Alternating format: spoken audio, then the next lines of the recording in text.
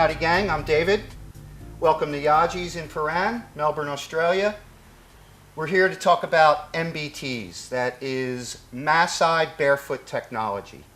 What we'd like to touch on tonight are the proper fitting of a pair of MBTs and also the benefits of wearing a pair of MBTs. Best way to understand the benefits of a pair of MBTs is by putting them on and trying them for yourself. Here we go, guys. Got a brand new pair of MBTs here. This is a MBT dress shoe. What we're going to do is we're going to make sure that Murray is fit properly in a pair of MBTs.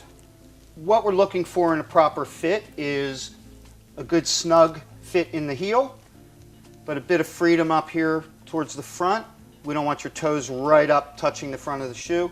We want you to have a bit of space there so you've got some freedom. You could maybe even wiggle your toes a little bit if you so desire.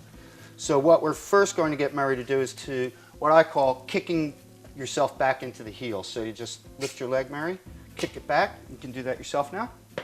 Beautiful. So now he should be nice and snug in the heel. As soon as you stand up in them, what we encourage you to do is find the pivot point of the shoe. Now, I'd like to get your feet sort of underneath your hips, not too far apart, not too close together.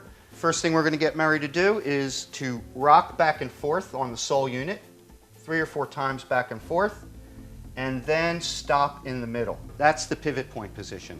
That middle section is where you're actually the most unstable.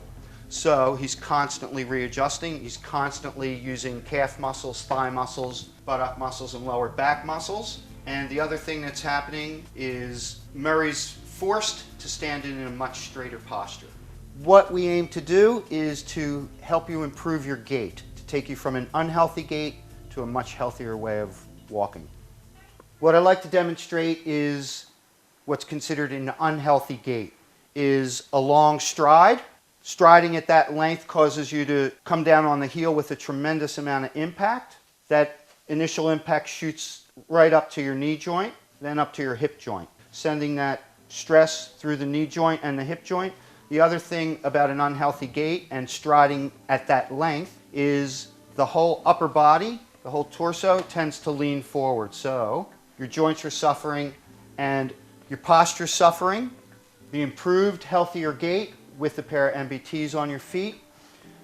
First thing you're going to do is reduce the length of your stride so that your leg doesn't fly way out. And by achieving the proper length stride, you're always going to land on the heel sensor of the shoe. I'll demonstrate. Short steps, legs just underneath the torso. Nice and relaxed. Much shorter steps, if you'll notice. Much shorter stride than throwing that leg way out. Nice, soft roll. Almost feels like gliding. People say they feel like they're walking on air. In a nutshell, what you've got is increased muscle activity, improved posture, and reduced shock to the joints. That's specifically the knee joint and the hip joint. One thing I need to let you know, one thing I need to inform you, you need to start out slowly when you get your first pair of MBTs because you are activating muscles that are typically neglected. Imagine joining a gym and going to the gym the first day you're a member and going right to the heaviest weights and staying 8 hours, staying at the gym all day, going right to the heaviest weights. You just wouldn't do it.